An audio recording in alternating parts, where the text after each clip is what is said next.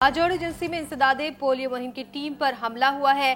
तहसील खार में सड़क के किनारे नस बम फटने से 3 लिवीज एहलकार जख्मी हो गए, जबकि पोलियो की टीम धमाके में महफूज रही है। बाजौड़ एजेंसी में इंसदादे पोलियो की टीम पर हमला हुआ है। तहसील खार में सड़क के किनारे नस बम फटने से 3 लिवीज एहलकार जख्मी हो गए हैं। मजीद जानते हैं डॉन न्यूज़ पेशावर के ब्यूरो चीफ अली अकबर से। अली अकबर, बताइएगा जख्मियों की हालत कैसी है और वाक़े किस तरीके से पेश आया ये?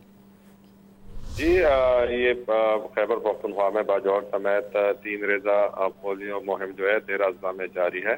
और आज तहसील हार जो कि बाजौड़ का इलाका है वहाँ पर पोलियो टीम पर जो है रिमोट कंट्रोल बम हमला किया गया है। और सिक्योरिटी ज़राए के मुताबिक इस बम हमले में 3 जो लीवीज एहलकार थे, जाहिदुल्ला, शफीउल्लाह और सईदुल्ला, ये जख्मी हुए हैं और इनको हेडक्वार्टर अस्पताल जो है तिब्बी इमदाद के लिए मुंतकिल कर दिया गया है। जबकि पोलियो टीम जो उनके साथ थी वो महफूज है इस हमले में, ताहम 3 जो सिक्योरिटी एहलकार उनकी हिफाजत पर मामूर थे वो जख्मी हुए। जी अली अकबर, बहुत शुक्रिया आपका।